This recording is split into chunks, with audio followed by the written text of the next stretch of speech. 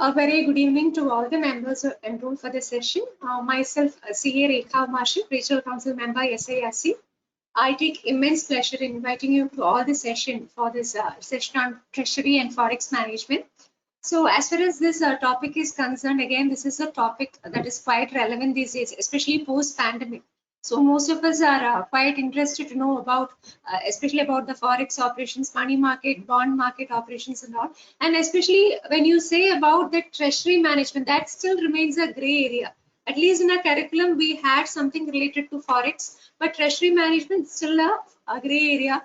That is one area which is actually of more use to those who are in the industry, especially how they can plan and control the cash assets and how they can achieve the objectives of the organization. So I think today we have the faculty who is an expert in treasury management. So why I'm telling this is, sir has almost 17 years of work experience in Indian Oil Corporation in the area of treasury, taxation and accounting. So we have a person who is completely from that particular department.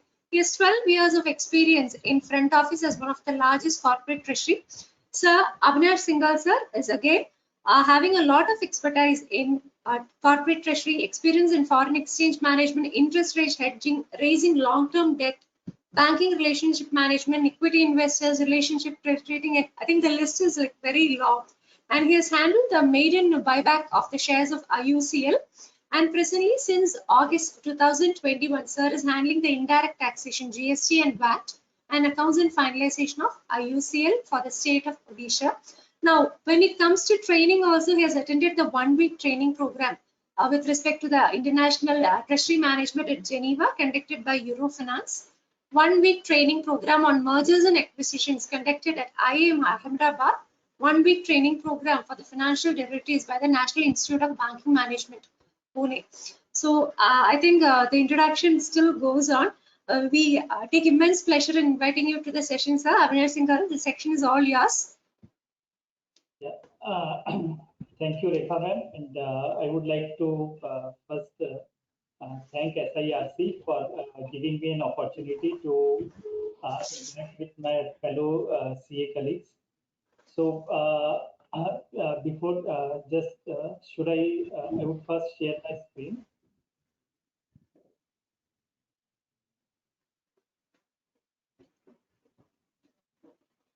So as Rekha ma'am was saying that Treasury is a very wide area which is quite relevant in today's situation when market is very volatile. So before we start our discussion, so since there are no boundaries for treasury management, so the list is very long. So I would first like to set a boundary for today's discussion. So basically, we will be focusing on how a corporate treasury looks like. What are the main activities is taken by a corporate treasury, and how they go about forex hedging and debt management and all those things. So as you all know, the bank treasury and corporate treasuries are structured in a very different manner. So whenever we start a business, so when we do a business, the main aim is to earn profit by selling goods or services. So generally, none of the business have primary objective of earning through forex trading. So that's why the treasury department in a corporate is basically a support department. When we go to a bank treasury, the main objective is to earn profit through forex and bond trading. So with this background, so basically for a corporate treasury, the main activities which a corporate treasury do is first is risk management. So as I said, the primary objective of corporate treasury is to take care of foreign exchange which arise due to day-to-day business transactions. We will discuss in length about this foreign exchange risk management. Another area is interest rate management. So then another major area which really takes care is debt management. We will have a lengthy discussion on debt management, the short-term sources like commercial paper, which is popular in the market. Then we will also discuss about long-term instruments like Rupee bonds and ECB's buyer's credit. As far as investment management is concerned, actually investment management as far as treasury is concerned, this is more about cash, taking care of cash flow mismatches. Or generally in India, like most of the corporates are borrower, except if we say companies like in IT sector and pharma sector, where generally they have like they have surplus. But usually corporates, if they don't have any investment revenue, generally they distribute the surplus through dividends. Another major area is cash flow management. So cash flow management is basically all about taking care of your working capital. So basically, these days cash flow management is very hot because like there is a high level of technological advancement. So corporates are basically adopting the latest methodologies to project their cash flows, project their payments, and take care of cash flow mismatches. Another major area in cash flow management is actually, we can say, is a nightmare where companies have multiple bank accounts. The major challenge in cash flow management is pulling all the cash balances in a single account. Because like when you have multiple accounts, it may so happen that some of the accounts may have surplus at the end of the day and other accounts may have deficit. So with the advancement of in technology, generally corporates these days prefer to have one or two banks through which they route their entire collections and payments to have minimum mismatches in different bank accounts.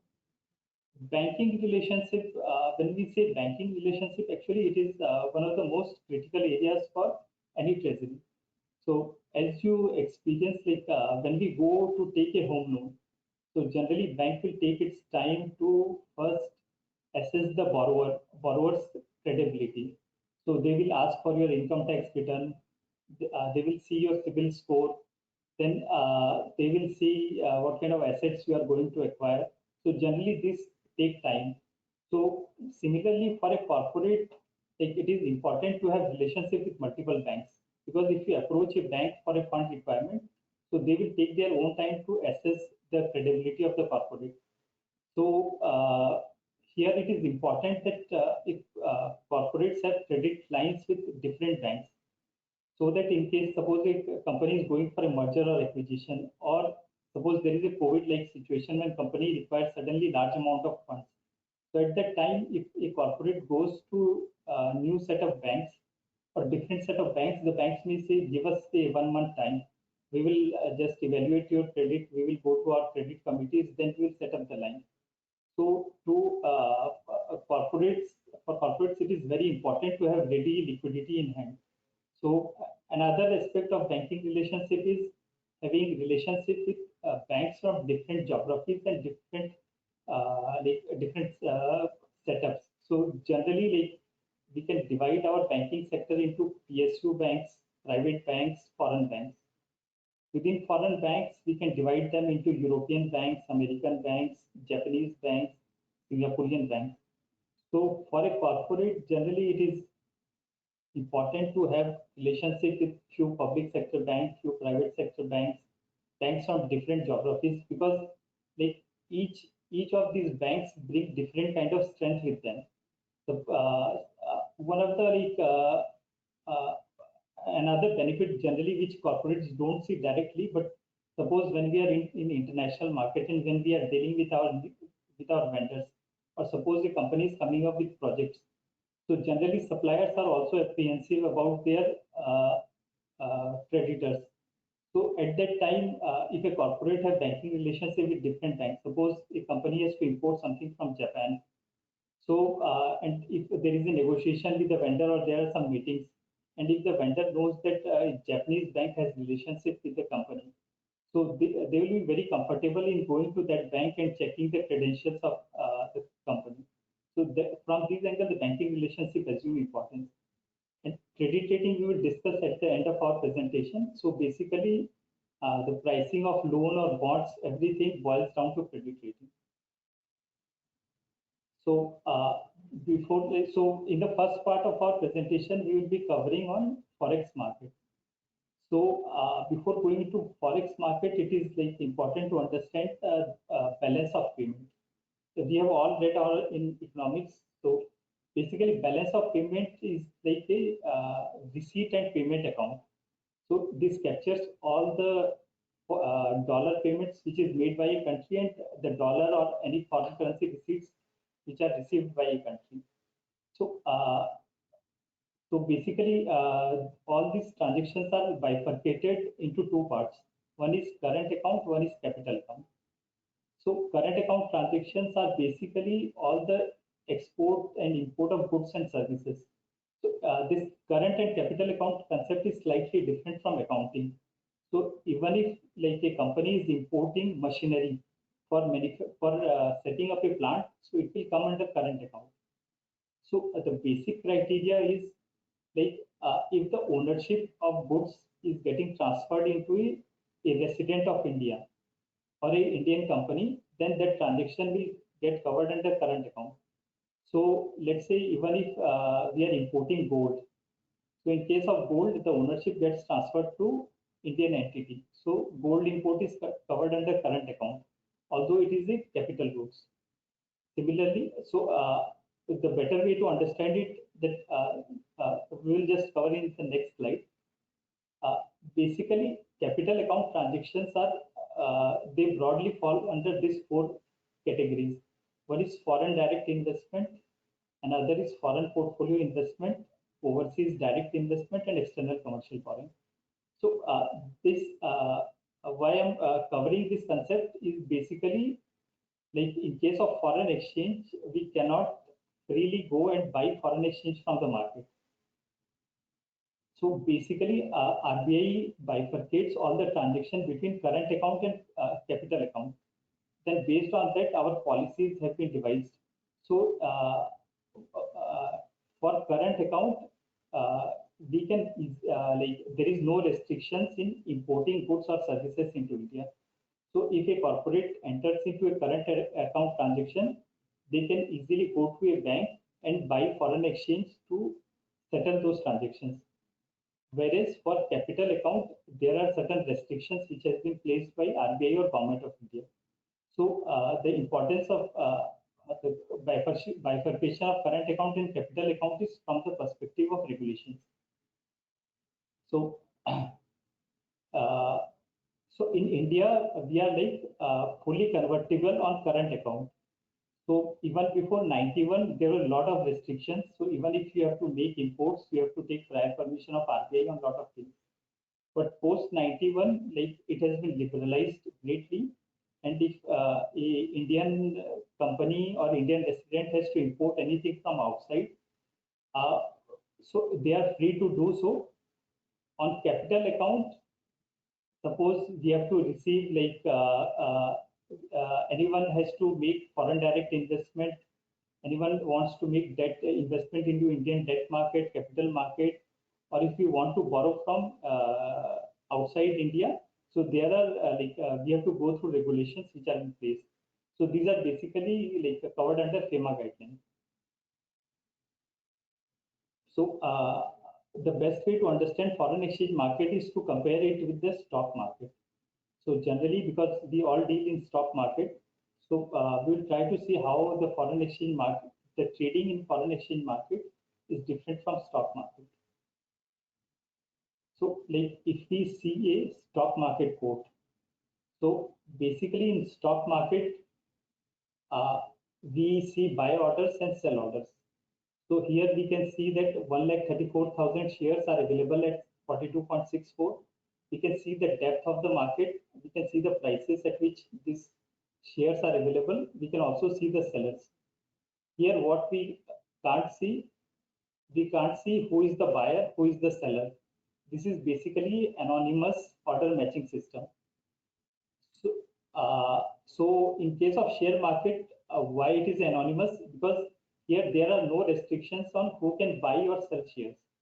So we as a resident of India, if we have money, we can buy shares of any company at any price. So there are no regulatory restrictions on taking delivery of shares. That is why share market works on exchange, where there is the buyer don't need to know who is the seller, and there is no requirement on part of seller to check who is the buyer. But when we come to forex market, as I told you earlier, like this is a screen of Reuters. So as I told you earlier, so in case of forex, government of India don't allow us to buy dollars and keep it at our home or in our bank account. So for buying forex, one has to show to the bank what kind of transactions is there. So bank will determine whether it is a current account transaction or a capital account transaction. If it is a current account transaction, no problem. If it is a capital account transaction, they will see all the regulations. So that is why it is not possible to do forex trading through exchange, because like in case of exchange, there is no restrictions on delivery of share. But if we see, like this is just an indicative quote on the Reuters screen. So like McLeay is a forex broker, City Union is a bank. So McLeay is quoting rate of 76.50, 76.51. So that means McLeay is ready to sell dollar at 76.5, ready to buy dollar at 76.50, and they are ready to sell dollar at 76.51. So suppose a company exports goods of $10 million. They want to buy dollars. So what they will have to do, they will first have to approach a bank. They will have to approach their own banker. Suppose SBI is their banker, so they will have to show SBI their import documents. SBI will first go through the documents. If they are satisfied, then the corporate essentially has to approach SBI Treasury and take a rate. So what this makes, this is the reason why the forex market is highly profitable, because the corporate do not have the option to simply go to the market and approach any bank, and like they can't approach an exchange. There is no transparent market where they can see live rates, or they don't get tradable rates. So they are ultimately dependent on banks. And generally they will be dependent on their home bankers for taking FX quote. So so basically, so forex market in simple terms, it is a OTC market. So OTC market is like the best example is when we go to buy to a grocery store to buy something. Let's say we go to buy a kg of rice. So the seller is sitting across the counter. So across the counter, we will negotiate with the shopkeeper, and we will buy the goods. Similar is the case with the forex market. So forex market is basically a over-the-counter market where the corporate has to directly approach a bank and finalize the price. Whereas, like in case of share market, it is exchange traded market. So it is like highly transparent market, the share market. If you want to go and buy some shares, we can just go to the exchange, place our order, and we will get the best rate. But this is not in case of FX market. In FX market, we are dependent on the banks. And like all the banks are FX market is something where banks are not very comfortable with dealing with new clients, because generally in FX market there are like a lot of international sanctions, and banks are apprehensive about what kind of dealing the corporate is making. So generally there are like for any corporate, generally there are fixed set of banks to whom they will approach. The major difference between exchange traded and OTC is that in case of FX market, since there is no exchange in between, there is a counterparty risk. That is why the options gets limited for corporates. So basically, if we compare a stock market quote versus a FX market quote, so in FX market quote, the quotes are only indicative, whereas in case of share market, the quotes are firm quotes. There is another important concept here, in case of FX market, suppose IOC has to go and buy $5 million.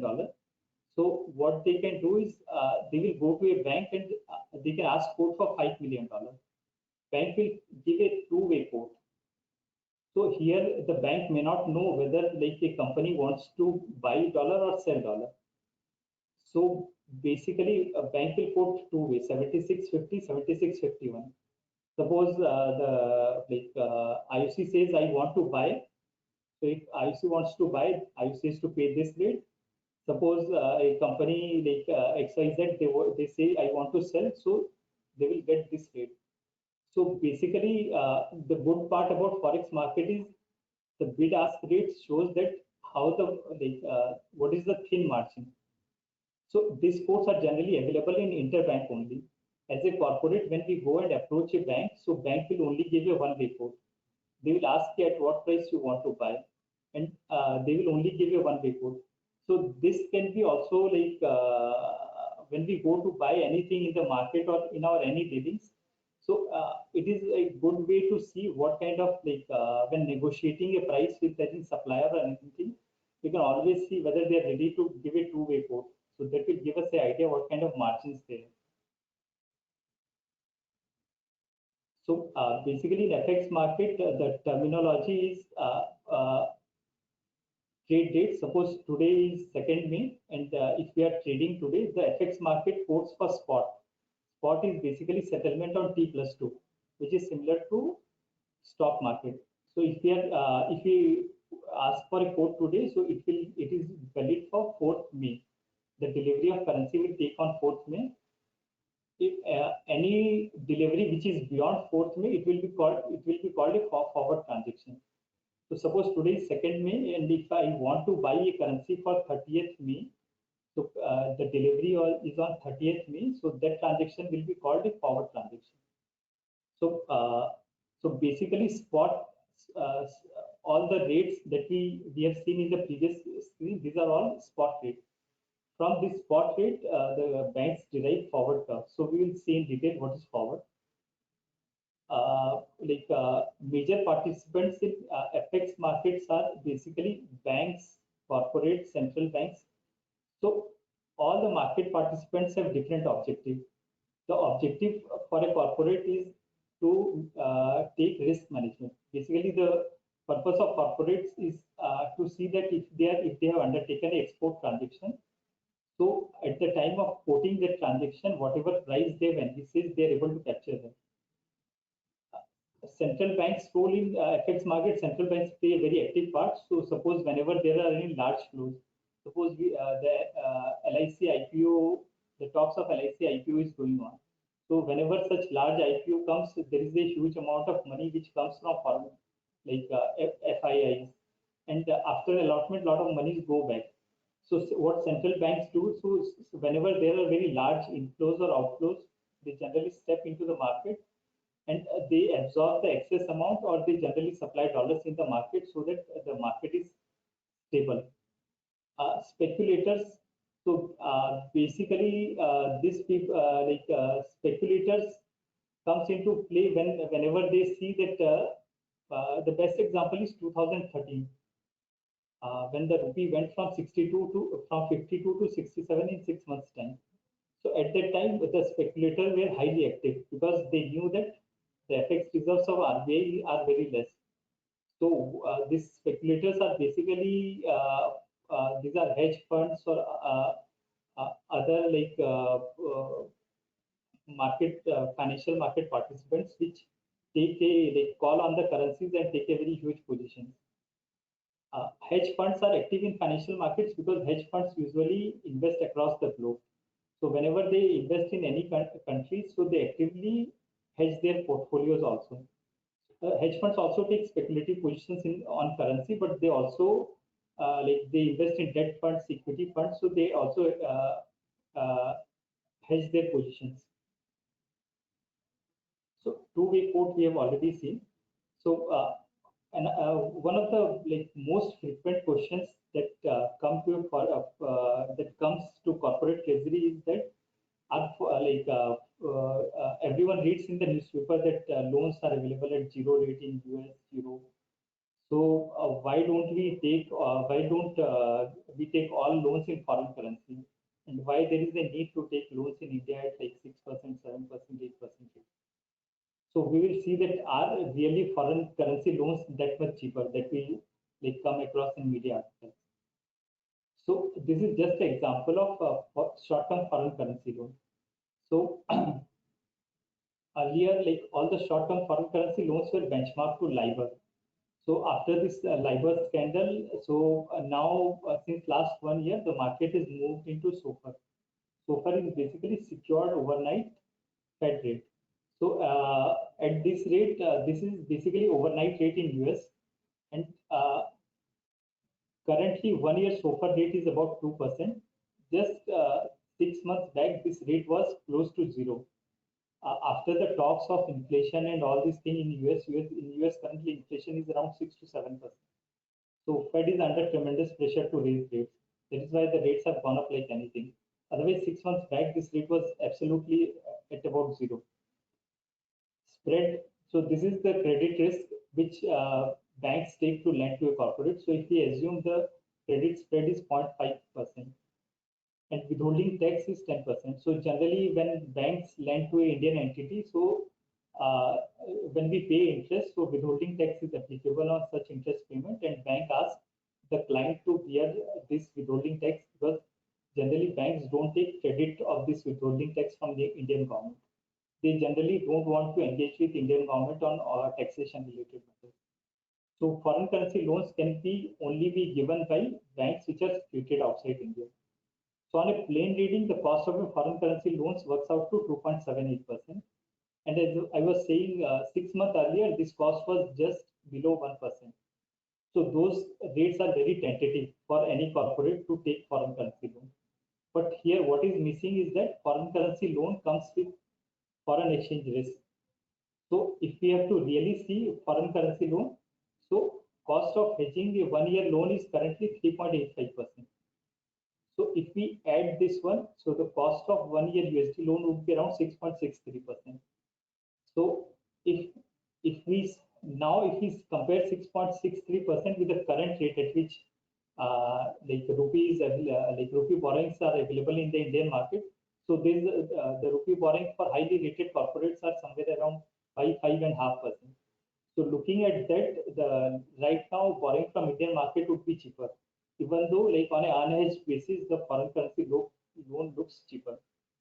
So now the main question, the question that will come in your mind that how this 3.85% comes into play, how this is determined. So basically, forward premiums are nothing but interest rate differential between two currencies. So just we'll see through an example. Suppose like there is a company XYZ Limited. It approaches a bank to hedge its 1 year loan exposure of USD $10 million. Let's say current USD INR spot rate is 76 rupees. 1 year forward premium is getting quoted at 3 rupees. So bank will quote forward rate of 79. This means that after 1 year, bank will deliver $10 million to XYZ Limited, and in lieu of that, it will receive 79 crore. So now we will see how this 3 rupees is getting derived. So when XYZ approaches the bank to buy currency in 1 year forward, so what bank will do? So one of the like misnomer that is generally there in the market, that suppose whenever corporates goes and buy forward from the bank, so bank treasury will take a view that after 1 year where the dollar rupee would be. Suppose if the bank treasury feels that the dollar rupee would be at 82 level after 1 year, they will hedge their position. And the general perception is that if bank feels that dollar rupee would be here only after 1 year, so they will keep their position open. But actually, this is not the way bank works, because like as you know, we'll see that what the bank will do. Bank will buy $10 million in spot because bank has to deliver after 1 year, so bank will have to cover its position. So when banks buy in spot, so after 2 days, bank will receive $10 million. So what bank will have to do? Bank will have to pay 76 crore to the seller. Suppose bank is buying this, like suppose a software software company is coming and selling to the bank. So bank will have to pay 76 crore to the software company, and bank will have $10 million with it. So from this 76 crore will be received by bank after 1 year. So what bank will do? Bank will borrow rupee from the market. So bank will borrow at 5.5%. Bank has surplus $10 million with it. Bank will go and deposit USD for 1 year. So bank will receive 2%. So net cost for bank is 3.5%. So basically, the forward cost is the interest differential between two currencies. So that is why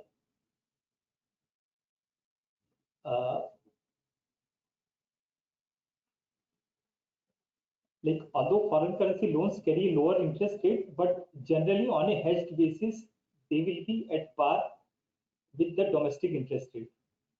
So even if we go and take a Japanese loan or Euro loan, so if we hedge those loans, they will be at par with Indian loans. And if we talk about low rated companies, so for them, foreign currency loan on a hedged basis would be even costlier. Because let's say there is any company which is a medium scale company and it is doing business in India. So for them, it would be easier to take loan in India than to take in foreign country. So if they go and take loan in foreign country, the credit spread would be higher. So for a large company, if it is paying 0.5% as credit spread, for them it will go to 2%, 3%, and even 4-5%. And then they hedge it, it will come to around 8, 9, 10%. So generally, foreign currency loans on a hedged basis are at par with Indian rupee. Why they will be at par? Because the forward premium will take care of difference between interest rate in rupee or dollar, or even that, for that matter, any other country. So we will take another example of like how corporate treasury look at forex risk management. Suppose a small company which is quoting for 5,000 mobile phone in a tender, and let's say cost of one handset is 1,000 rupees. So on a spot basis, the import cost would be 76,000 rupees. And let's say the company wants profit margin of 200 rupees per handset, which I have taken very moderate, and the import time is 1 month. So on a plain reading, the company should quote a price of 76,200 rupees. So cost of importing is 76,000, profit margin is 200. So price should be 76,200. But here the import time is 1 month. So currently the dollar rate is 76. We don't know what will be the FX cost after 1 month. And as I told you in the beginning, the motive of any business is to earn this 200 rupees profit. They have to protect this margin. They don't want to play with the forex rates and earn any profit. So as a corporate treasury, the first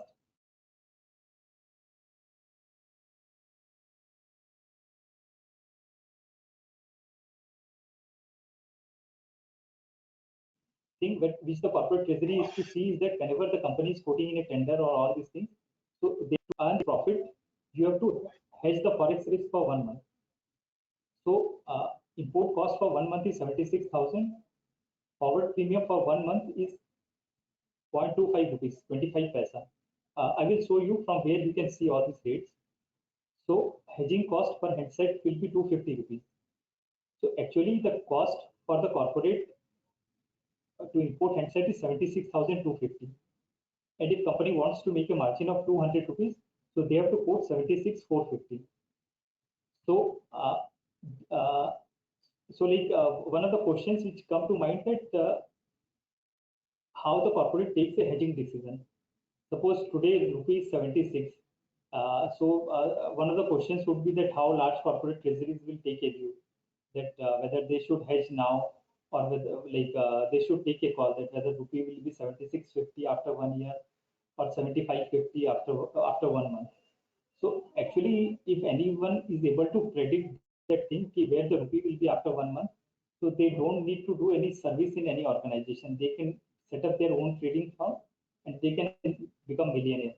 So actually, how corporates works is that they have to earn profit from their normal business, and the forex risk which is incidental to the normal business, they have to hedge it.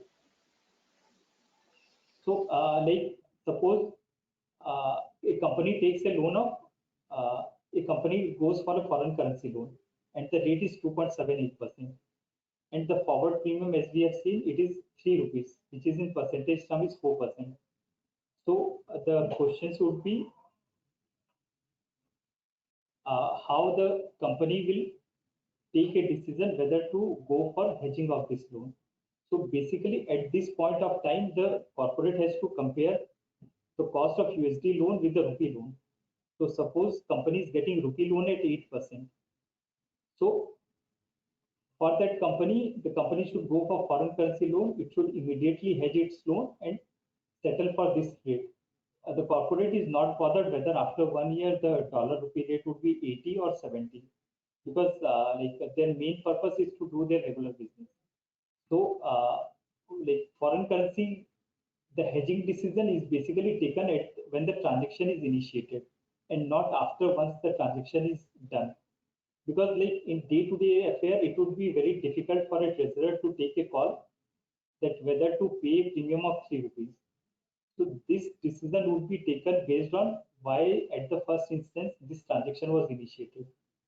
So suppose if a company takes a decision to take a $10 million loan, so at that time only they will evaluate what are the options available in the Indian market, what is the option available in the foreign market, and if the foreign currency loan on a hedged basis is cheaper, they will go for that loan and the corporate will immediately hedge it, unless it has some natural hedge.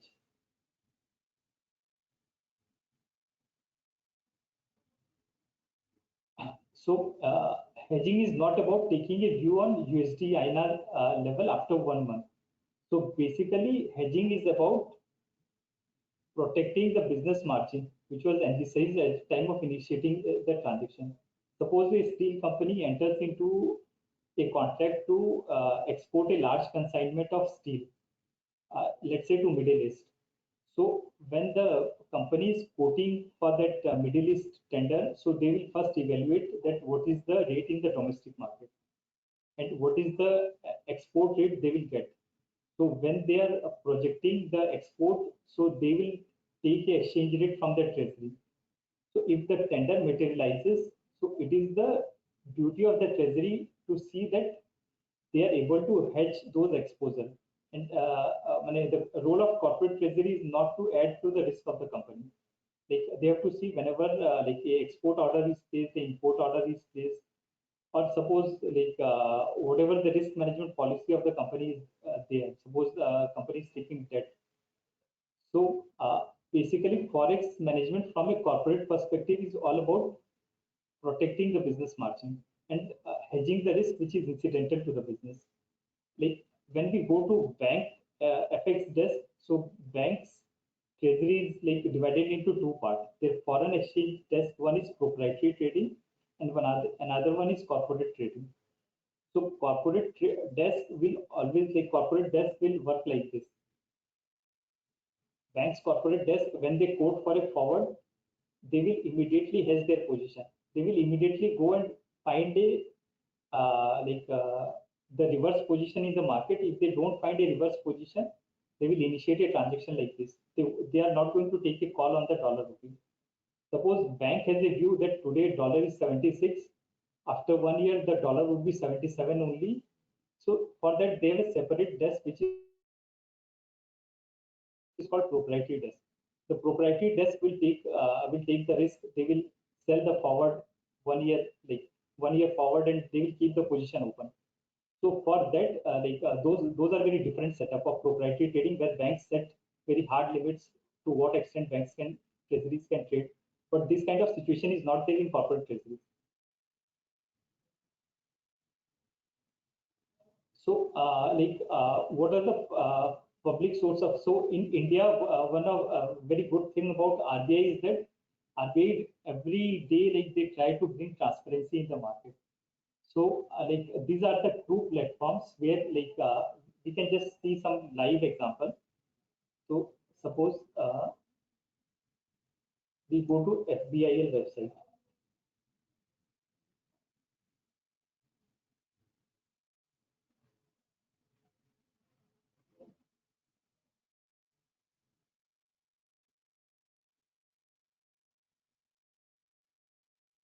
So in FBI website, we can see like there are money market interest rates, there is foreign exchange, there is fixed income security, there are derivatives. So if you have to see forward premium, we will go to derivatives. So here you can see tenor. It is overnight, 1 month, 2 months, 3 months, 4 months. So for 1 month, currently the premium in percentage term is 4%. The premium in rupees is 0.25. If you go to 6 months, the percentage remains broadly same. You can see that the forward premium is about 4%. In dollar rupee terms, it is 1.4 rupees.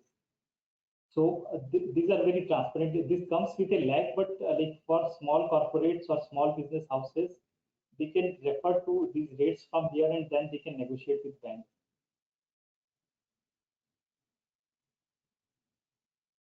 Like here we can see money market rates. So basically CD curve is the indication of where the interest rate is in India. So CD rate is basically the rate at which banks lend to each other. Basically, banks issue commercial certificate of deposit, which is generally subscribed by other banks. So if we see 1 month rate, so it is 3.3%, so which is near reverse repo level. So we are not expecting RBI to hike rate within 1 month. If we go to 12-month period, so the interest rate is 5.25%. So this is basically a benchmark rate where banks are transacting with each other. So this is a good platform to see where the interest rates are in India. So this is T-bill curve. So this basically shows at what rate government is currently borrowing. So we can see that in 1 month there is some anomaly. Like banks are able to borrow at a lower rate, and the borrowing rate for government is 3.56. At 12 months level, the government is able to borrow at 4.74%. So basically, this shows that what is the rate hike expectation from RBI going ahead.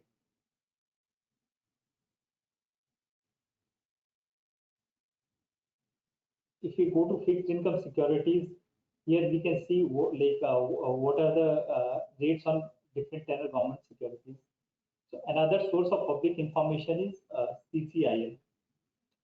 So CCIL is basically Clearing Corporation of India. So just on trivial thing, there is another concept of RBI reference rate. So basically every day RBI publishes a reference rate.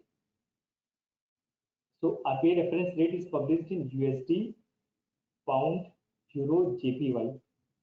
So this rate is published based on trading, like between 11:30 to 12:30. RBI takes a 15 minutes window, and based on the average trading of that hour, it publishes rate for every day. So basically, RBI reference rates are used for future transactions. Suppose there is a transaction where companies enter into it import there is an import transaction after 1 month. Let's say there are two parties in India only. They are dealing in a goods which is imported one. So so they can do their pricing because they don't know what will be the price after 1 month. And during the day, the forex market fluctuates like anything. So suppose if you have to benchmark your transaction to a particular rate after 1 month. So for those purposes, RBI reference rate is a transparent rate, where you can say that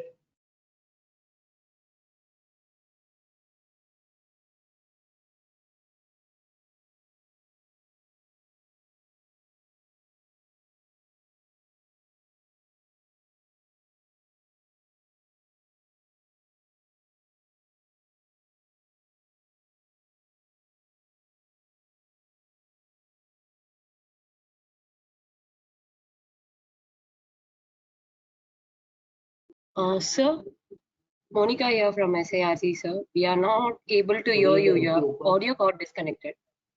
Sir, Avinash, sir, this is Monica here.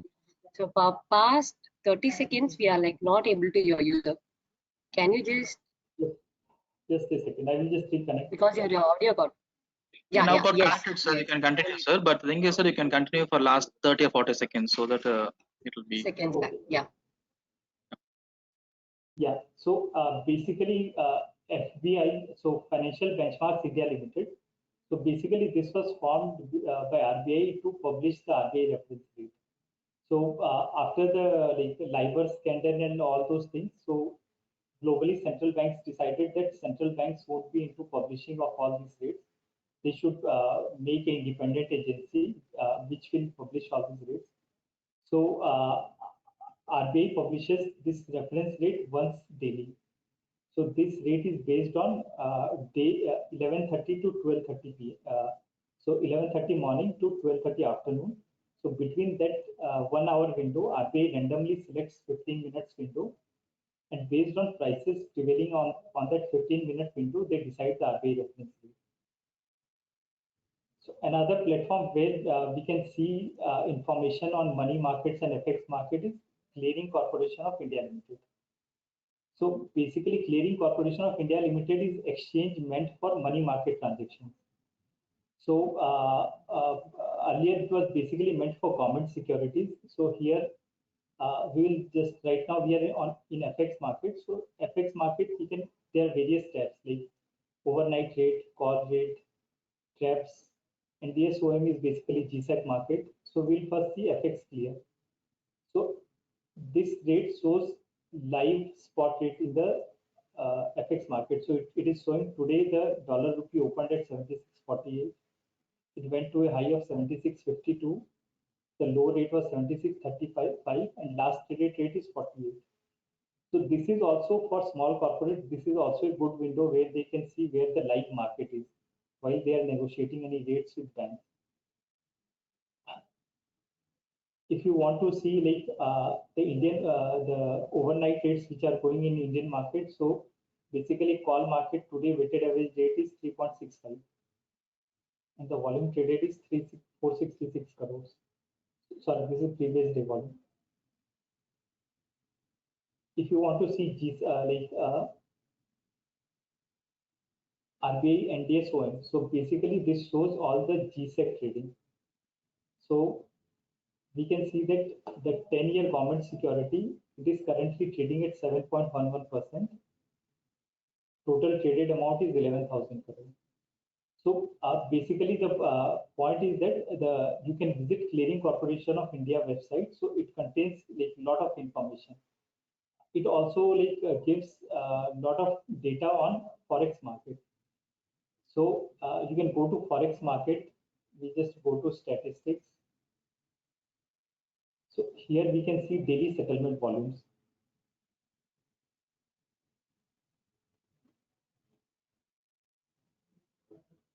So what it is showing that today in the spot market, the volume traded was $24 billion. Number of deals 20,000. Forward market volume 1.3 billion. Similarly, it is also giving yearly data, like what is the size of Indian FX market. So basically, RBI has done a wonderful job in putting all the information in public domain. You can even see month-wise summary. There is another very good feature of this website, which is you can go to research. Yes.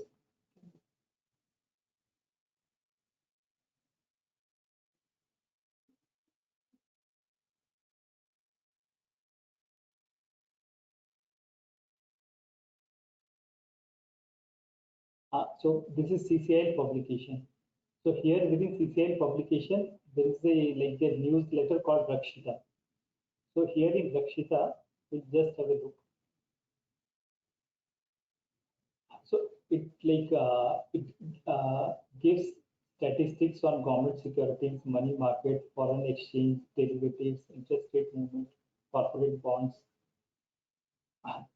You will get all the statistics here, like on government securities, trading volume, top securities. They also give GSEC trading analysis, T-bill trading analysis. I will show some of the statistics in my presentation. Money market data, you will got all the money market data here. Foreign exchange market, forex settlement, derivatives,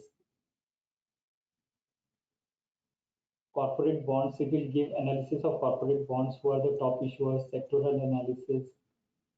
historical summary, rating analysis. So this is a very good source of information, which is like basically made available by RBI for corporates. So you can go and explore these two websites, like Clearing Corporation of India Limited and Financial Benchmarks India Limited. So like coming back to the presentation. So these are the two good source on information on FX market. So even as a small corporate, you can go and see the live data on those two platforms even if you are dealing with banks. So we'll just discuss in brief about structure of Treasury. So basically, since Treasury handles very high value transactions, which runs into for banks it runs into hundreds of crores. So that is why as a prudent practice, it is divided into three parts. So one is front office, mid office, and back office. So front office basically constitutes of dealers and traders. So the dealers who deals with other banks or corporates who enters into the deal. So their only role is limited to entering into the deal. After these deals are entered into, these deals are fed into the system. Thereafter, the mid office takes care of all the risk management, measurement analysis. So mid office see that the trade entered into the by dealers are authorized. The dealers are authorized to enter into those trades. The limits, like the volume of transaction which a trader has entered into, it is within the limits which is approved by the management. And back office basically takes care of settlement of this transaction. So back office will take a confirmation from the counterparty. They will do the reconciliations and they will settle the trades. They will also do the accounting and other operations part. So basically for corporates, these are generally divided into front office and back office. So generally the mid office function is done by back office. The back office takes care of all the controls and all those things. So it is essential to have a break between front office and back office from the perspective of internal controls. So major information provider in FX market are Thomson Reuters and Bloomberg. So since FX market is like a OTC market, so in OTC market you have asymmetric information. So so basically these are the two vendors which provide worldwide information on if you want to see currency trades on euro, JPY, Swiss franc, or any other or bond rates in any country. So in these two platforms you will get the live rates. As far as trading is concerned, the forex market is still to evolve in terms of technology, because since it is a OTC market, so these two vendors charge a hefty amount for their services. So small corporates, what they do, they generally still they deal over phone with banks or through mail. Banks or large corporates, generally they have Reuters dealing system or Bloomberg dealing system. So through this system, this is basically a hotline between bank and a corporate treasury. So these are more like a chat platform where corporate approaches a bank's dealing room, they seek quote and they close the deal. This is not like a system where this is not like an exchange system where you can go and take a rate from 5 banks simultaneously and it will start those transactions. So these are more like chat windows. FX Clear by CCI. So this platform is basically for banks, because like when banks deal between themselves, so they don't need to produce underlying. So for corporates, actually, whenever they have to buy any foreign exchange, so they have to essentially give the underlying document to the bank. So underlying document means they have to give the import documents. If they have imported something, they will have to give bill of lading, bill of entry, shipping documents, invoice of the supplier, all those things. So but in case of interbank market, there is no such requirements. Bank can freely buy, sell dollars and settle this in rupee. So basically, the Indian forex, all the corporates and banks treasury usually Thomson Reuters is more popular for FX trading, and Bloomberg platform is used mainly for bonds, derivatives, and for information on equity. So if we talk about global forex market, so basically like forex market is much larger than the equity market. Like the annual volume is daily volume is $6.5 trillion, and like more than 90% of the turnover is speculative. So by speculative we mean that uh, the it is not delivery based. So this 90% of the transactions gets cancelled out. Banks generally take intraday positions, or they cover their transaction back to back. All over the world, it is a OTC market. So OTC market because every country wants to have control over their foreign exchange, and like for taking delivery of foreign exchange, you will essentially have to submit papers. So that is why it is not possible to have settlement through exchange. FX market is 24-hour market, but in India the market timing is like 9 to 5. Currently it is curtailed due to COVID, but normal market timing is 9 to 5. And the market is most active when the markets like region overlap. So that is why London is the biggest hub for forex trading, because when London opens, so part of Asia is also open, and when London is about to close, US also opens. So London is able to cater to both US as well as Asia. And dollar is the dominant currency. So if we see, in like 87% of the transaction, dollar is one of the currency. So in India, the entire trading is on USD. So even if you want to go and buy euro, so bank will derive rate through first they will do a transaction of euro USD, then they will convert the USD into INR. So even if you won't find that there is no direct quote for euro rupee. So rupee trades only against USD. If you want to buy Japanese yen pound, so bank will first convert USD into pound, and first you have to convert your rupee into US dollar, then you have to convert US dollar into pound or Australian dollar or Swiss franc, any currency. That is why USD is the dominant currency all over the world. That is why like the US have so much power to sanction any country. Just to give another idea of global forex market, so like since World War II, dollar is the dominant currency. But earlier, so basically global forex market, the economy which is the dominant economy generally dominates the forex market also. Earlier, like Britain was the most powerful economy globally, so pound was the global reserve currency. Before that, we had France, Netherlands. So one of the things which like you'll read a lot about whether the Chinese yuan is going to take over USD. So there, like my personal perception is that since like European countries are relatively like geographically much smaller in size than US, so US would continue to be a very dominant economy going ahead. And another biggest advantage with the US is that it is an open economy. So they are very much open to immigrant, new idea, new businesses. So for any economy to thrive for years to come, it is like important to have an open economy.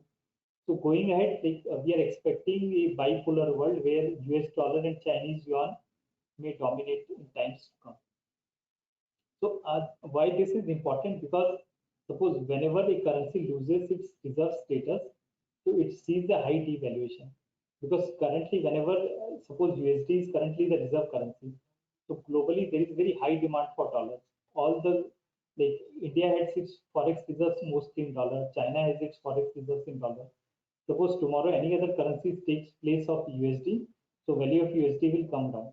That is why like economists generally also observe that at what stage the currency is. So instrument in FX market is basically like any other markets, forwards, future, options, and swaps. So generally, like futures are in India in 2008, RBI introduced currency future. So in India, currency future is mostly liquid in USD, but you can trade in currency future, but delivery is not available. You have to ultimately cancel the transaction in the exchange, and for taking delivery of dollars, you are ultimately dependent on bank.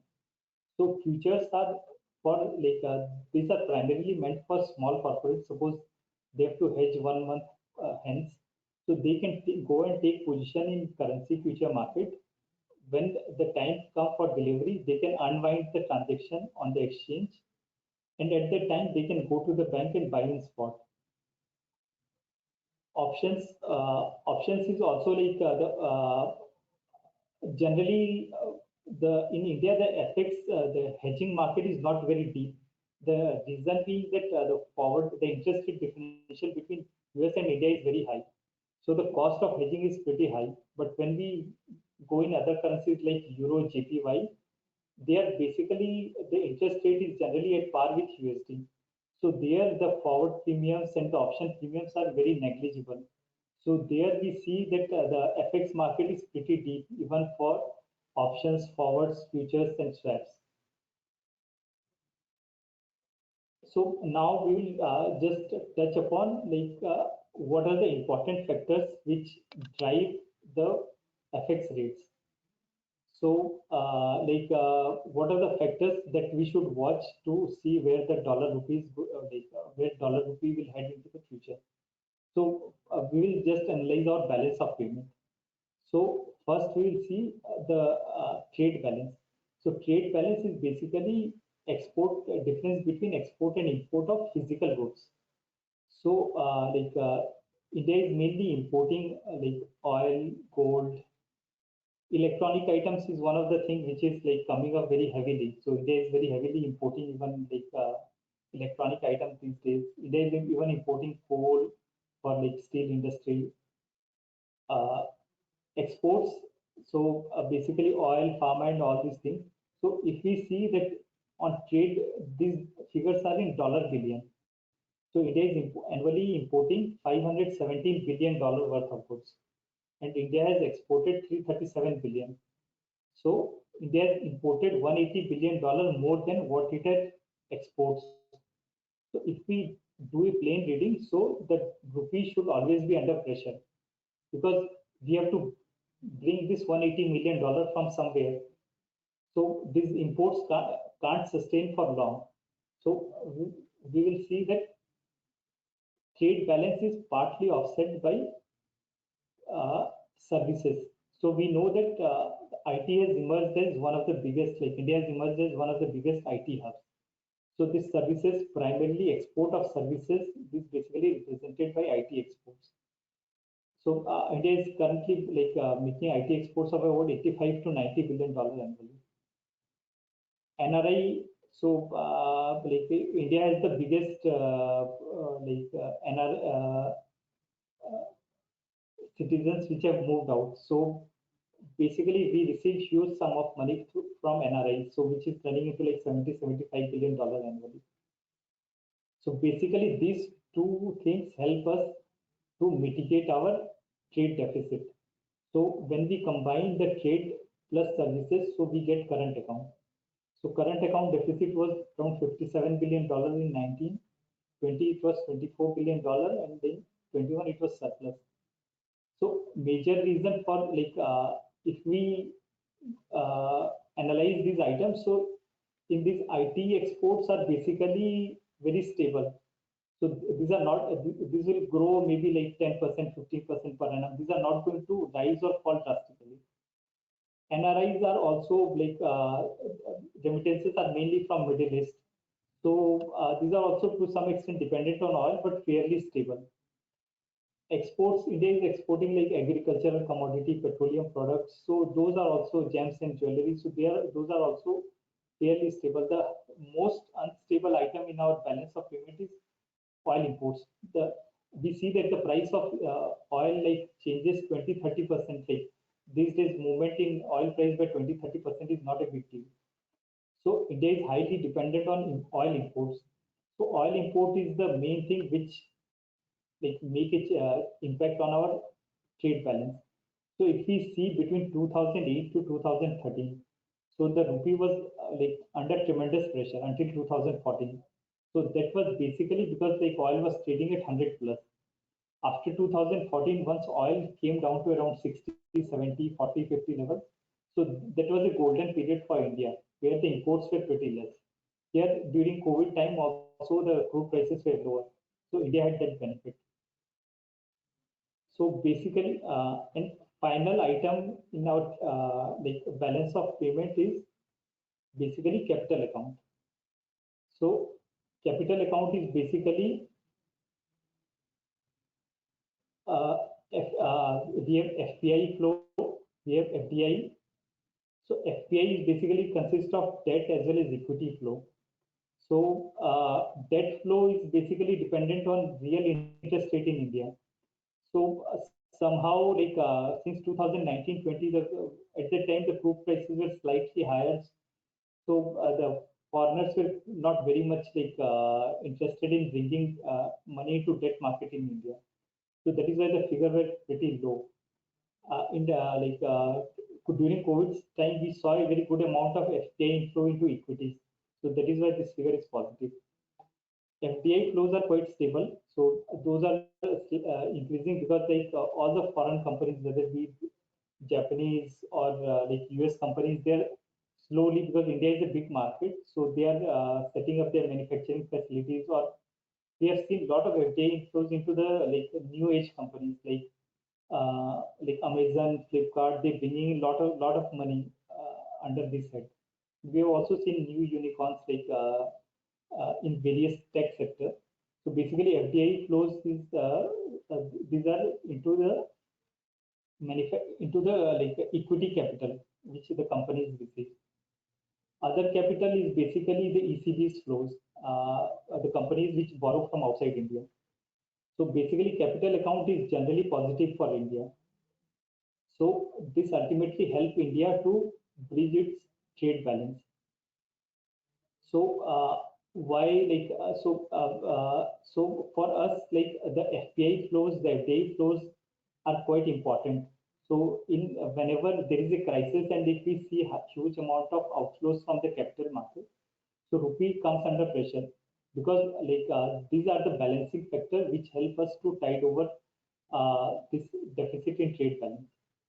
So if we have to see the direction of the rupee, so basically we will have to watch for oil prices which are reflected in imports. We have to also watch for gold prices because India is one of the largest importer of gold. Then we have to see the direction of FPI flows, like what kind of flows are there in debt and equity market. So those are volatile flows. FDI is fairly stable. So basically the main drivers are oil, gold prices, the flows into debt market, flows into equity market. So basically we can just like and another thing is like inflation plays an important role because like if the inflation is pretty high, so our cost of manufacturing will go up and it will make our like exports uncompetitive. Similarly, if the inflation is pretty high, the cost of manufacturing will be costlier, and then we will be importing more goods. So inflation is one of the important factors which like drives the currency. Capital flows we have already discussed. We can just like skip these slides and we can like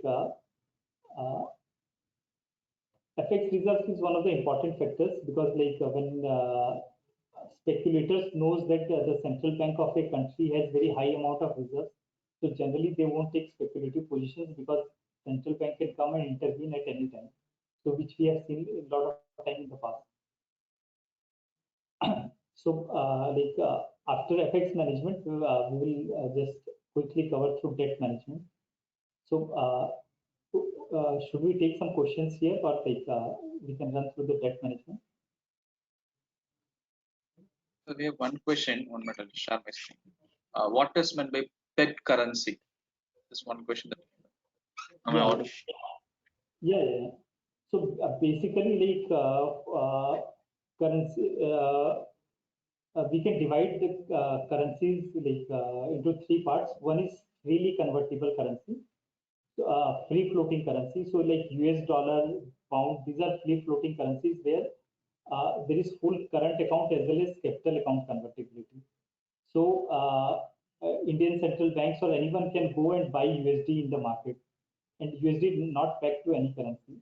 Then there are pegged currency means you fix the price of the currency in terms of other currency. So if we take example of Kuwait, so Kuwait or Saudi Arabia, so what they have done, they have fixed the price of their currency with respect to USD. So suppose they fix that one Kuwaiti dinar would be, let's say 100, its value would be equal to 100. So what central bank will do is that it will supply unlimited currency to the banks at that rate. So there won't be any trading in those currencies. If bank wants, suppose Kuwaiti dinar, they can go to their central bank and they can buy any amount of currency from their central bank. So pegged currency means currency which is whose value is linked to another currency. But in case of free floating currency, if you, Indian currency is said to be managed currency. Managed currency in terms of RBI frequently intervenes in the market. So it is not purely the market factors which determine the price of the rupee. It is Chinese yuan is another perfect example. So Chinese central bank every day comes out with a rate on the Chinese yuan. So there at that rate, the banks can go and buy from the central bank, but that rate is not fixed for every day. Every day they come up with a new rate. In case of India also, the RBI closely watches the market. If suppose there is a market, there is a, as I was saying, there is a large inflow in the market. So what RBI will do is RBI will absorb that flows to see that there is no disorderly movement in prices. So hope that is clear. Next two questions, sir. Is my screen visible? Can you just see the Excel sheet? The next two questions. So how does US Fed decision regarding rate hikes affect the FX market? So basically, if we see that 6 months earlier, so the interest rate in US and Europe was almost near to 0%. And interest rate in India was let's say the GSEC was trading at 6.5%. So basically, at that time, what happens that the retiral funds which are there in US and Europe, so basically, since they are not getting any returns there, so generally that money flows to emerging markets like India, where the interest rates are higher. But once the interest rates is hiked by US, so we will see that those funds will take out their money from India and they will invest back in US because they are now getting good rates of 2%, 3%, which is much better compared to 0%. And yeah, so basically so interest rates come into play. So when US Fed decides to raise rate aggressively, and if Indian central bank at the same time they also decide to raise, that can be neutral. But as we are seeing right now in India, RBI is taking a pause, so they are not raising rate, but US Fed has signaled that they will raise the rates aggressively. So that is how the Fed's decision can have pressure on rupee. Then next question is, how do we negotiate with bankers to reduce their margin and give us better FX rates? What data points we need to refer to so that they have not choice but to reduce their margin? So basically, yeah, you can show that the future market is there. So you can, suppose you want to hedge for 1 month. So you can go and see at the future market. So when you go to the bankers, they will give you multiple reasons. Sir, आप ये जो platform पे rate देख रहे हैं, मतलब this rate is not available and all these things. So you can show them the CCIL rate. You can show them the rate in the currency futures. Then the bank will know that you are aware of the market. So basically by using the public sources, you can convince the bank. Otherwise, you will have to you can have 2 or 3 banks in your panel. Suppose if you are dependent on a single bank, generally then they will take you for a ride. But at least if you have at least 2 or 3 banks from whom you can take FX rates, that may be very difficult for small corporates because generally they would be their CC limit and all those, because whenever they are importing, so the LC and all those would be through one bank only. But you can also try to say with the bank that you convert the rate with reference to RBI reference rate. Suppose you have an import which will come, suppose when you are opening a LC, So at that time, you can negotiate with the bank that when my realization comes, you have to convert with respect to RBI reference rate. You tell me that how much margin you will take over RBI reference rate. So through those only you can like negotiate with the bank, and you can show to the bank that you are also aware of the forex market. Those rates are coming live on CCI platform, or those rates are live available on stock exchanges.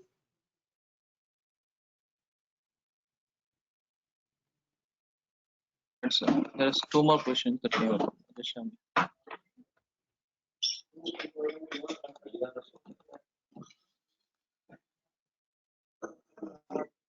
So is these questions?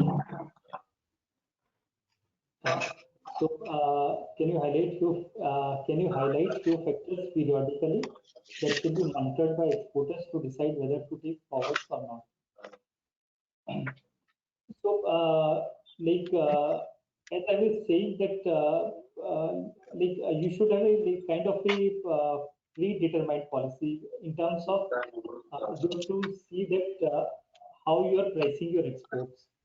Suppose if you have a regular exports, so there you can come up with a consistent policy of you can think of some policy of hedging hedging on a monthly basis, or maybe for that you may also do some technical analysis, because actually if you have to take a call and capture the levels, for that you will have to do technical analysis, and partly you can cover based by following a discipline, and part of the exposure you can keep open and take maybe call based on technical analysis. But generally it is best to spread out your foreign currency booking. If it is practically possible, you should go and book every day. So you should try to average out the market. So that is one of the best policies, because in long run you will see that taking a call and averaging it out the market is they will give similar kind of result. Another question is, do all currencies have spot forward rate, or these are in restricted currencies? No, this is like a standard thing. In forex market, all the forex market trade on spot basis, and forward rates are simply the difference between the interest rate in the two markets. So this pattern is there in all the markets. We have a appreciation of 4% in USD against INR per annum. Suppose I am trading in currency and wish to make profit against USD. No, so actually for trading in USD or any currency, you have to go for technical analysis. That is the only way. But it is not possible to do fundamental analysis and trade in currency, because banks or all market participants, thousands of people are looking at technical analysis and trading in currency.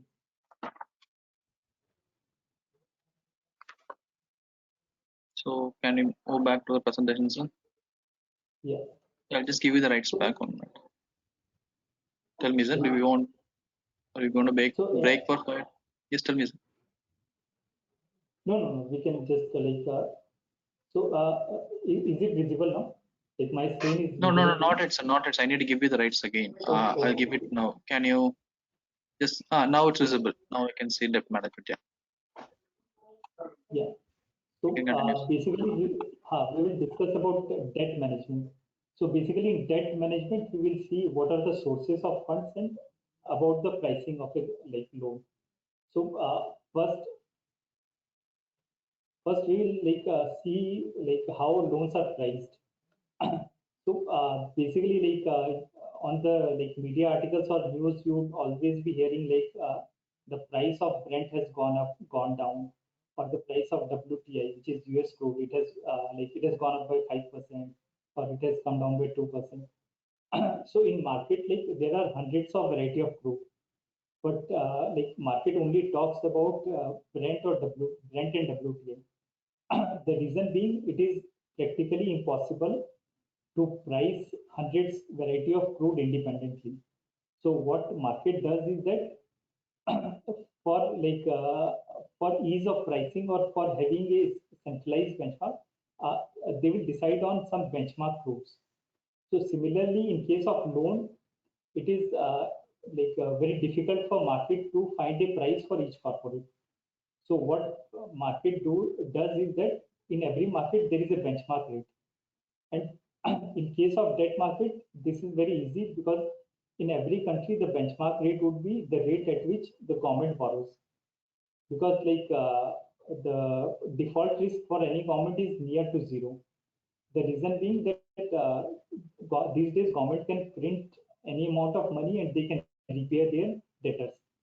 So the government is the best benchmark in the debt market, and it is it borrows at the lowest rate. The second factor, so what market does, suppose a corporate comes for borrowing, so they will see what is the benchmark rate and they will add a spread. So credit spread is basically default risk. So for default risk, basically they see the credit rating of the company. Then another factor which will determine the price of a loan is tenor of the loan.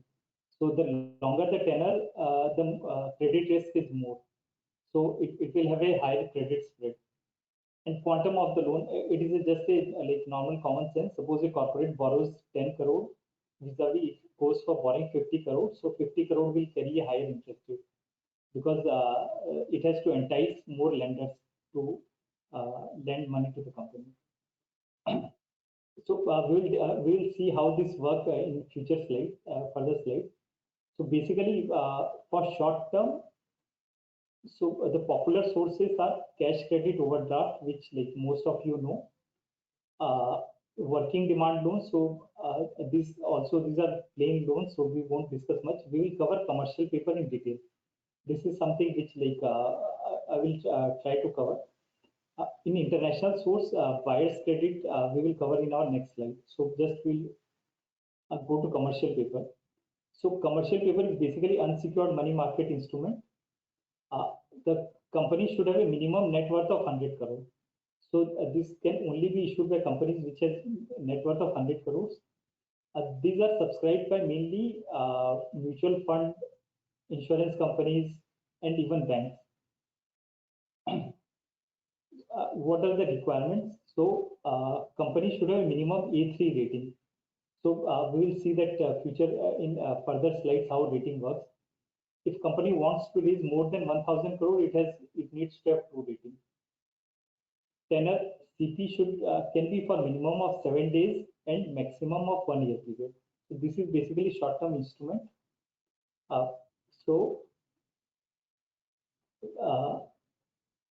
In case of CPs, the interest is paid upfront.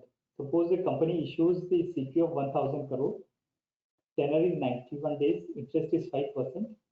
So company will receive only 98.76 rupees, and it has to pay back 1,000 rupees. So basically, interest is paid upfront. So that is one of the features which is different from other money market instruments.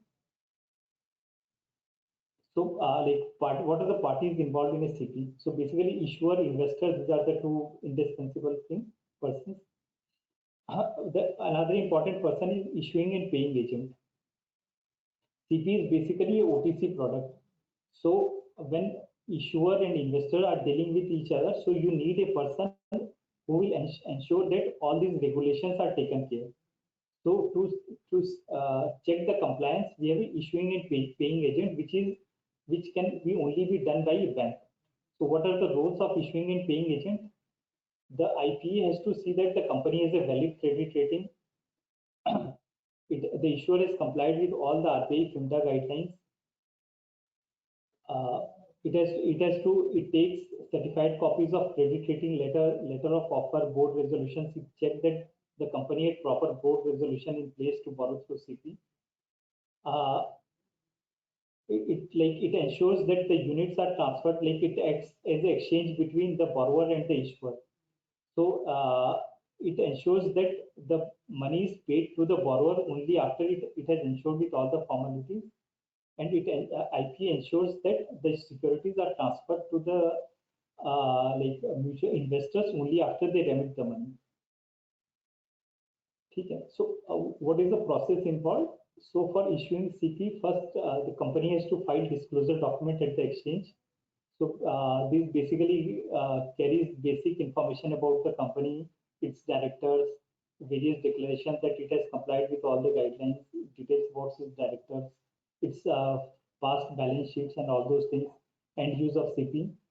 Second step is like price discovery basically. So company can discover it through bidding or it can do bilateral deal. Once deal is finalized with the investor, so basically uh, securities are created by NSDL or CDSL. So you just get the securities created. Companies have to pay stamp duty on commercial paper. Then documents are executed between the borrowers and investors. IPA issue like a compliance certificate. After this, IPA gives clearance. The investors pay funds to the IPA. Once funds are received, then the IPA issues securities to investors. And thereafter, the listing of CP is done. So basically, like the process involved in CP is important things are filing disclosure documents with the exchange, payment of stamp duty. So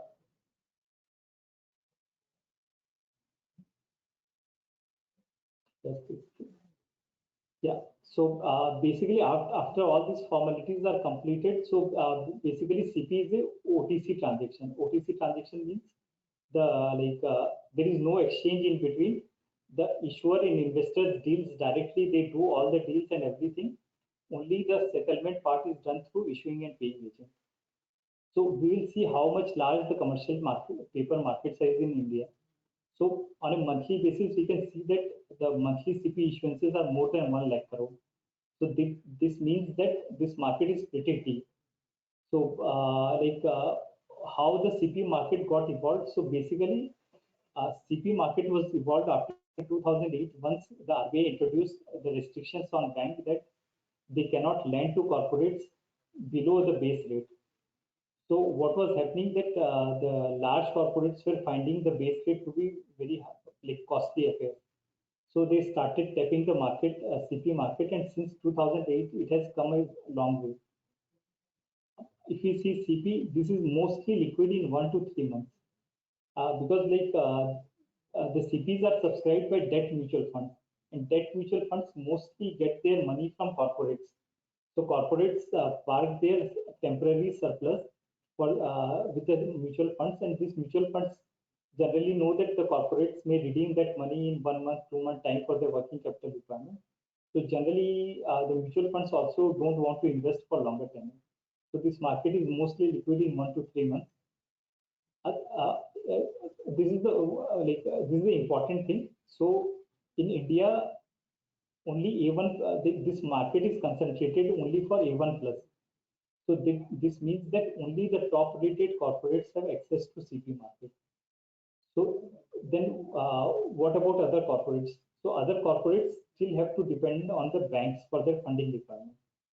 So basically, even in case of NCD market, one of the concerns which has been told by RBI is that only RBI and government wants to develop all the money market instruments. But because of the defaults that we have seen in NBFCs and some of the other corporates, somehow the investors are only comfortable in investing in top class corporates. So so how this helps top class corporates to reduce their borrowing costs, and even if you these days see phenomena in equity market, so large corporates are able to their market cap is increasing like anything.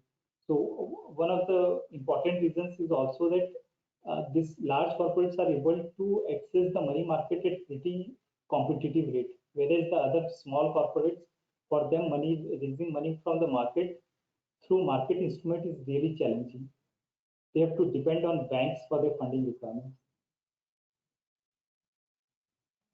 So we'll touch upon buyer's credit. So buyer's credit is basically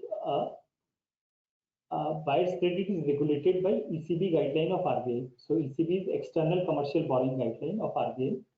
So one cannot freely borrow in foreign currency. So buyer's credit is for short-term credit. So important criteria is buyer's credit can only be extended for imports of capital and non-capital goods. So for availing foreign currency loan, it is important to have imports.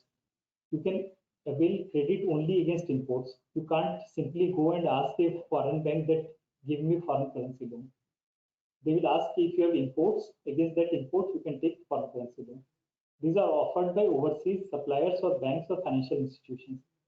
So to control money laundering and all those things, the foreign currency loan you can only take from banks for your suppliers. You cannot take foreign currency loan from foreign corporates. So TC is trade credit. So basically buyer's credit is trade credit. So who are eligible borrower? So person resident in India and acting as an importer. There is a concept of automatic route and approval route. So automatic route means here the banks do not have to take any approval from RBI. So whenever a corporate submits the document, based on that, bank themselves can approve the transaction. So oil companies, airline and shipping companies can take 150 million per import transaction under automatic route, means they do not need any RBI approval. For other corporates, they can take USD 50 million per import transaction. If you want to go beyond that, you can take RBI approval. And if any corporate has valid documents, RBI easily gives the approval. That is not a challenge. Trade credit. Trade credit is basically, it can be taken up to 3 years for import of capital goods. But this is not very popular. This is generally corporates take for non-capital goods. So for non-capital goods, maximum time is 1 year or the operating cycle, whichever is less. That means if a company's working capital cycle is 60 days, so company can maximum take buyer's credit for 60 days. It cannot take buyer's credit for 1 year. So these restrictions are put in place by RBI to see that the credit is taken by corporate to support their business. The corporate should not engage in foreign currency borrowings unnecessarily. All-in cost ceiling is benchmark rate plus 300 basis points. So basically benchmark rate is SOFR rate. So we have seen that in the earlier slide, SOFR rate is currently 1 year rate is 2%. So a corporate can borrow maximum at the rate of 5% for 1 year. If a corporate is getting foreign currency loan at 6%, so they won't be eligible because RBI restrictions put a spread of 300 basis points. So basically this restriction is in place to ensure that to prevent the money laundering, because they don't want that people to borrow at 10%, 20% rate and take out money from India. So pricing of buyer's credit is linked to SOFR rate. So SOFR rate is basically secured overnight Fed rate. So earlier it was LIBOR. So LIBOR, all you know, it was very popular. So LIBOR has been basically since January 22, no new loan can be priced in LIBOR. Each loan has to be priced in SOFR. So banks will price the loan in SOFR plus margin. Margin is basically the risk premium charged by the bank. So here, I would like to highlight one thing. So internationally, all floating rate loans are linked to SOFR, and all fixed rate loans are linked to US Treasury. That is why the interest rate hedging in foreign currency USD or Euro is pretty simpler, because like floating rate loan is in SOFR and fixed rate in US Treasury. But if we see in India there is no benchmark of floating rate loan, because earlier RBI restrictions was there that banks can't lend below base rate or currently MCLR rate. And so every bank used to have their own benchmark. Currently, bank has started lending in repo, T-bill, but various banks take different benchmarks for lending. So because of that, there is no uniformity in floating rate market in India. So because of that, the IRS interest rate swap market is not very highly developed in India, but it is very highly developed in US and Europe. So pricing of buyer's credit, we have already seen that it is SOFR plus spread plus withholding. So forward cost, if we add forward cost, so actual landed cost would be 6.63. If we take on an unhedged basis, so it would be only this. It would be 2.78. So basically, like the popular source of we have seen. So popular domestic source is commercial paper for highly rated players, and international source is buyer's credit. Other companies which do not have A1 plus rating, they basically depend on working capital loan from banks for their working capital requirement. Similarly, if we come to like long-term sources, so long-term term loan from banks and Rupee NCDs, these are the two avenues. Term loan from here it works similarly. Highly rated corporates are able to raise funds through Rupee bonds, and small corporates or even large corporates which do not have good rating, they are still dependent on banks for loans. For international sources, we have syndicated loan and international bonds. So syndicated loans are loans given by foreign banks. So syndicated loans are floating rate loans and bonds are fixed rate loans. So we'll just briefly see how the Rupee bonds, like the process of issuing Rupee bonds. So basically, like Rupee bonds are mainly issued by companies and non-banking finance companies. So in India, it is basically dominated by NBFCs. So we have also seen a lot of defaults in the NBFC space, and investors are mainly, we can say, banks, mutual fund, insurance companies, and retirement funds. So the PF fund, pension funds, they are the main investor into the Rupee bonds. The pricing of Rupee bond is GSEC plus spread.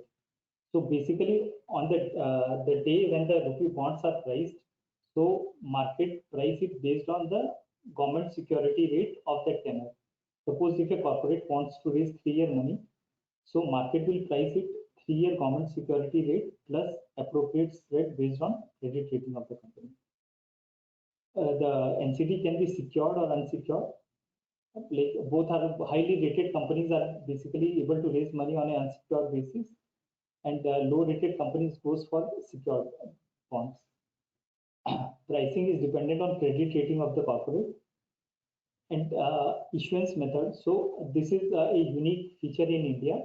So since 2016, after 2016, RBI has made it mandatory for corporates to use EBP platform. So EBP is basically electronic book building platform. So before 2016, if a corporate wants to issue Rupee bond, so they were basically appointing arrangers. So arrangers were financial intermediaries who used to approach other like retirement funds, banks on behalf of the company to subscribe to bonds. And based on that, they used to make a book. So, and then the price discovery was there. But now what RBI has, SEBI has done, they have brought all the investors on an electronic book building platform. So here, this platform is offered by both BSE and NSE. So here, all the investors are registered. Suppose like a company wants to issue bond, it will go and upload its document on the EBP platform, and automatically the information will go to all the investors. The company has to company will give a SEBI allows for 2-hour window. So on the bidding date, it will be an online platform where all the bidders will put their bid, and it based on that, the system will automatically determine what is the cutoff date and where the bonds, to whom the bonds are to be issued. Even the corporate don't have the flexibility to choose the subscriber. It is entirely online platform.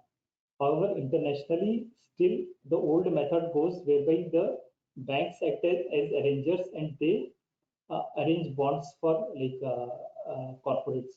So in India, this is a unique feature, electronic book building platform, and it has earned a very good name internationally also.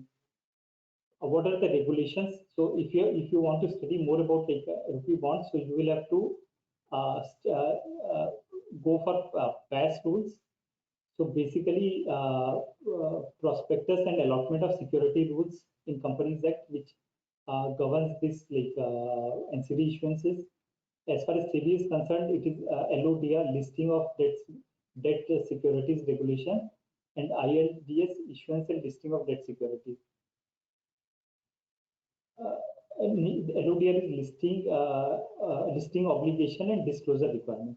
So this is applicable for both equity as well as debt. So we will see that what are the main steps involving issuance of bond. So one of the first step is appointment of agencies. So debenture trustees are basically representative of the bondholder. So because it is not possible for bondholders to individually deal with the company, and the role of debenture trustee mainly comes into play when there is any default by corporate.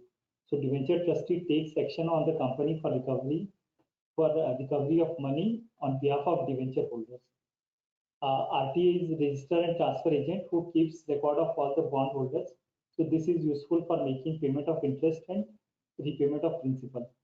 Rating agencies rate the bond, and EBP platform, as I said, it is offered by BSE and NSE, and it is EBP platform is compulsory for any issuance beyond 200 crore.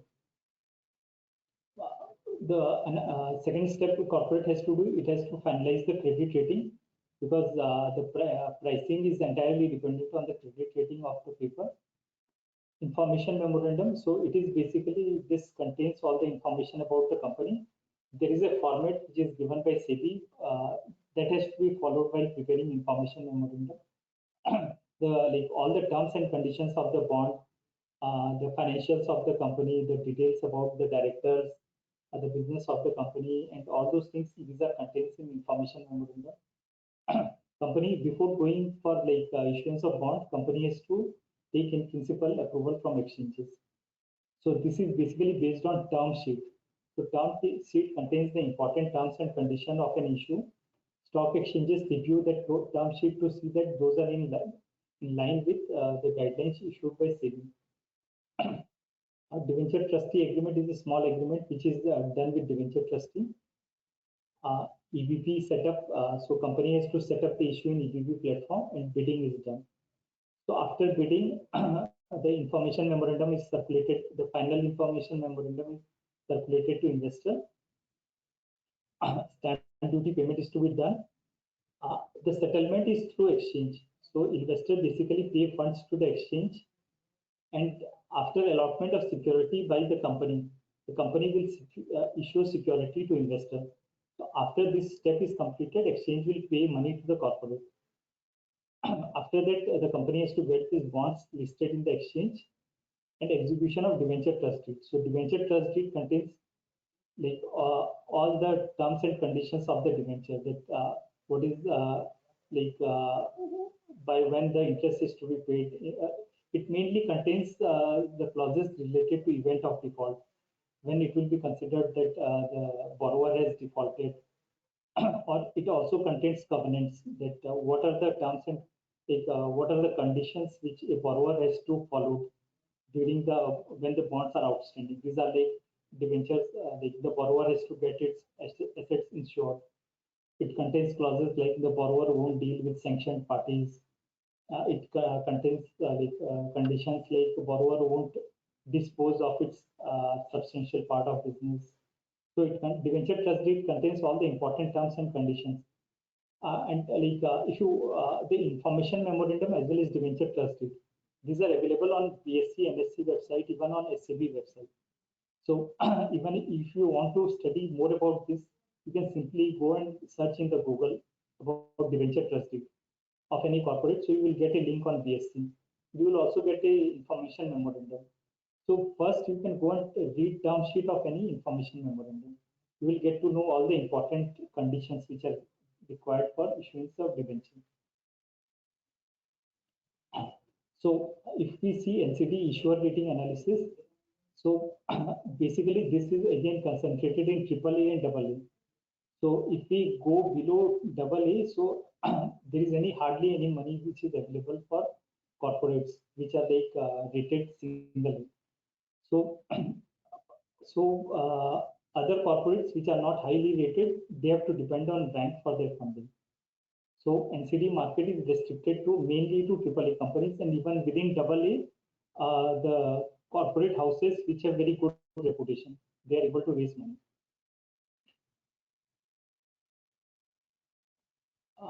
If we see credit spread analysis, so basically in 2012-13, if we see, 85 means, suppose if the government security rate in 2012-13 is 7%, so a AAA corporate will be able to raise money at 7.85%. So 85 is spread. If GSEC is 7, spread is 85, so they will be able to raise at 7.85. This has fairly been consistent over last 8-9 years. But if we see for AA company, the spread has gone from 140 to 280, 390. So this means that if in 2019-20, if the GSEC rate is 7%, the AA company will have to pay 10% interest. So this basically increase in spread is because of various default by NBFCs in recent past. So that is why the investors are primarily sticking to AAA companies. And the cost of funding for AA companies are going up. So basically, even if you are like a stock market investor also, so you can always go and see credit rating of a company, because ultimately the profitability of the company also depends on cost of funds for the company. So these days it is like much easier to do in business in India if you are a AAA rated, or at least you are a AA rated. But if your credit rating is less than AA, so for those corporates, it is slightly difficult, because like their cost of borrowing is high, and accordingly it will like have a dent on their profitability. So basically, you can also see credit rating reports. Like credit rating reports are freely available on website of like credit rating agencies. So those give you good insights on the like business of the company. So we will also like quickly touch upon the like ECB. So ECB basically governed by RBI ECB guidelines. So if you you can go to Google and search external commercial borrowing guidelines of RBI, and this is a pretty, like I would say, most simple guideline which I like seen from various regulators. And even if a common man read these guidelines, he will be pretty clear that like from whom recognized lender defines from whom the ECBs can be raised. Then it is defined limit. So under automatic route, a company can only raise up to $750 million in a year. It defines all-in cost ceiling. So for like long-term loan, the cost ceiling is 5% over SOFR. So if SOFR is 2%, so all-in cost limit would be 7%. Minimum maturity is 3 years. So this is average maturity. So you can't raise ECB for 2 year or 1 year tenor. Just minimum 3 years. Infrastructure company, if they are raising for less than 5 years, they have to mandatorily hedge 70% of their loan. Otherwise, they can raise for 5 years. RBI is defined what are the end use for which the ECBs can be raised. So those guidelines are pretty clear, and we will see in the next slide. So ECBs are mainly meant for capital expenditure and import of capital goods. So the ultimate objective of RBI is to they promote companies to take foreign currency loan for capital expenditure. They discourage companies to take working capital loan or refinancing of loan. So basically, the ultimate objective of ECB guidelines is ECB loans should be restricted for capital expenditure. So there are two ways through which loans can be raised: if you are syndicated foreign currency loans and rupee bonds. Foreign currency bonds. So if you are raising loans from banks, foreign banks, so these are called syndicated foreign currency loan, whereby many banks comes together and gives loan to the corporate. So syndicated loans are always floating rate loan. So earlier they used to be linked to LIBOR, but now it is linked to SOFR. And foreign currency bonds, these are basically subscribed by foreign pension funds. So in European countries, US countries, the pension funds are pretty large. So basically they are the subscriber of bonds. Even like the mutual funds, they are very large. So mutual funds and pension funds are the basic subscriber of bonds. And foreign currency bonds are available generally only in fixed rate. So basically foreign currency bonds are fixed rate loans, and syndicated loans are currency loans are floating rate loans. If you raise syndicated loans for raising funds to foreign currency bonds is slightly challenging because the processes are pretty long, and the investors subscribe to a bond only when they are very much convinced about a company. So basically, we will see that what are the main restrictions. As I was saying that the RBI promotes ECB loan only for capital expenditure. So if one has to raise ECB for working capital, the minimum maturity is 10 years. So if you go to a foreign pension funds and you say that you need money for 10 years, so they will really have a hard look at your financials, and only if they are convinced that you have the repayment ability after 10 years, then only they will give you loan. Otherwise, they are generally reluctant for giving 10-year loan for corporates which don't have a very strong credit rating. Similarly, RBI has put restriction on repayment of rupee loans, which are like taken refinancing of rupee loan through external loan. So minimum maturity is 7 years. Repayment of rupee loans taken for working capital, basically other than capital expenditure. This is also 10 years. So by keeping the maturity so long, RBI is basically discouraging corporates to go for working capital loan or general corporate purpose loan. So ultimately, the objective of ECB is to take loan through for capital expenditure, and you can get all these details. These are very simple, and these are available on RBI ECB guidelines. What are the end negative list? So you can't borrow foreign currency loan for real estate activities, for investment in capital market, and for equity investment. So basically, the foreign currency borrowings can be done only for productive use, whereby if those activities are really going to add value to the economy, only for those purposes ECBs are allowed. Generally, even even if you go for rupee loan, so generally these three categories would be on the negative list of banks. They are not going to give you loan for these activities. So basically, what are the common sources of borrowings? So we have seen commercial paper. So lenders are mainly mutual fund, insurance companies, banks, retirement funds, and a benchmark is T-bills. So the rate at which government borrows or the interbank rate. So these are the benchmark for pricing. Rupee bonds, the benchmark is G-Sec rates. For syndicated loans, syndicated foreign currency loans. So for this benchmark is SOFR. So if you take foreign currency loan from banks, they will give you floating rate loans which are linked to SOFR. If you take FE bonds are linked to US Treasury yield.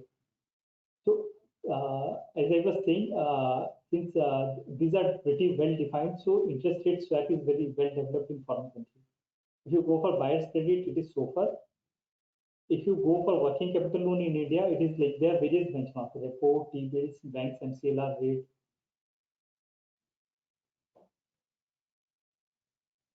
So just in 2 minutes, we will just cover the rating. So basically, in rating, what I wanted to convey that generally when we talk about rating, we think that only the numbers matter.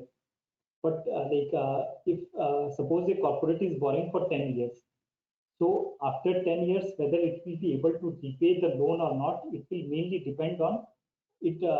It is difficult to say that based on current financials, the corporate will be in a position to pay loan after 10 years, 15 years. So what rating agencies do that other than financials, they look at a lot of things. Like they look at industry risk. Like they look, suppose if we see 2 years back, there was a cutthroat competition in telecom sector. So from a credit rating perspective, the telecom sector, the industry risk was negative. Management quality, like the rating agency sees that what is the project execution quality of the management, and in case there is change in business scenario, how much management is adapt to change its business. It says competitive position, whether there are any entry barrier into the business, or whether any business can easily come and take the market share. They look at financial governance and policies. So basically, these are corporate governance, and this is like whether the company frequently goes for mergers and acquisitions, or it frequently goes for creating new subsidiaries. So because those going for frequent mergers and acquisitions are looked at negatively by rating agencies. They look at accounting quality, they look at cash flow adequacy, basically current financials. They look at foreign currency risk. So suppose if a company has very high foreign currency risk, so they consider it negative because any adverse movement in, suppose if you look at Argentina, currency of Argentina, Turkey, so those currencies are depreciated by 20-30% in 1 year. And if suppose a corporate has very high foreign currency risk, so it can go bankrupt. So basically, they look at business profile and they look at business financial risk profile. By combining these two, the rating agencies give rating. So rating is not only about the current financials of the company, it is also about the long-term like business risk profile of the company. So with this, I will end this discussion. So, Some questions. I'll share my screen. Any questions from the audience, sir? Yeah, we have some questions, ma'am. I'll just share my screen. Both of the questions.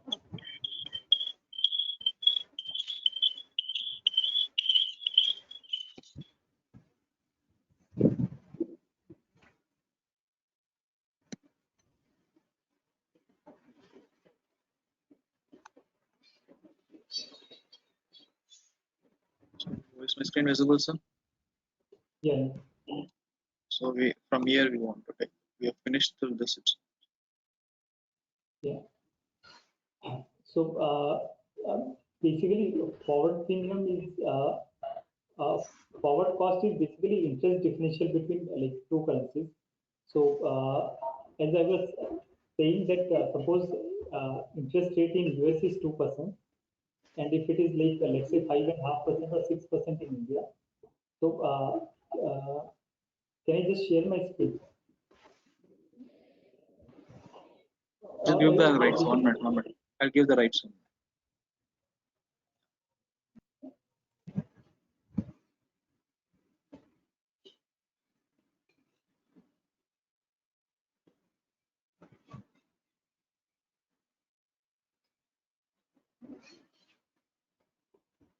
So suppose a bank has to write a 1 year forward. So if suppose bank has to deliver USD after 1 year, so bank won't keep its position open. What bank will do is bank will buy the currency in spot market. So bank will receive dollar. Bank has to pay rupee to suppose for example, if we take example of like IOC. So if IOC wants to buy $10 million in 1 year forward, so the contract is that bank will deliver $10 million after 1 year. So for this 1 year, IOC is hedged, but bank will carry the risk of movement in USD. So bank will hedge its position right now. It will buy $10 million. What it will borrow 76 crore from the market at this rate. It will deposit the dollar, and differential it will charge from like it will charge from IOC. So here it is coming as 3.5%, but market is currently trading at 3.8%. So there is some arbitrage opportunity, but basically the interest differential between two currency is forward premium. Because like forward premium is not determined based on the view of the market. Suppose market is expecting that dollar rupee would be at 76 only after 1 year. But based on view, banks cannot take unlimited amount of risk. For those trading, there is a proprietary desk. But for in normal course, bank will always hedge its risk through this process. Yeah, so you can now share your screen.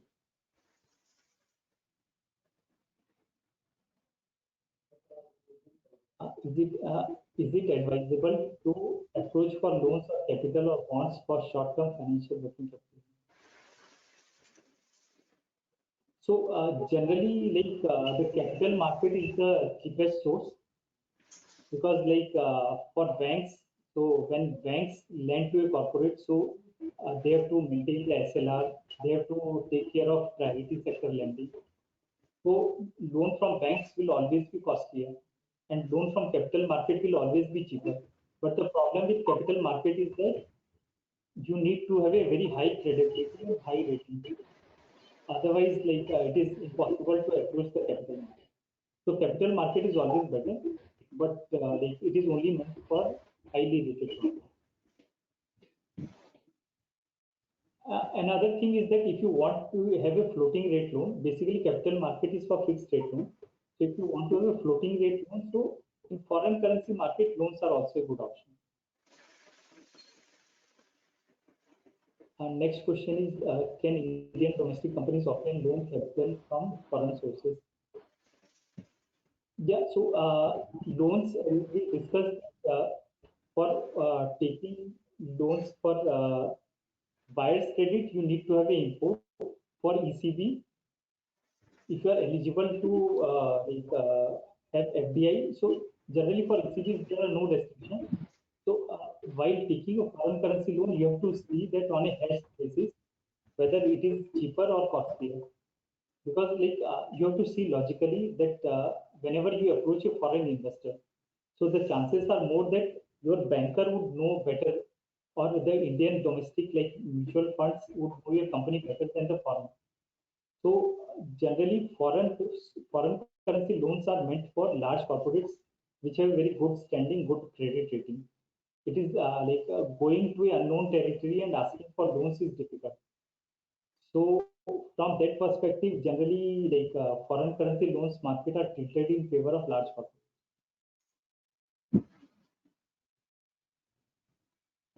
These are the questions, sir. I'm over to you for topics. Yeah, the questions are over, sir. Yes. Yeah. Start. You have to take up all the questions. Okay, fine.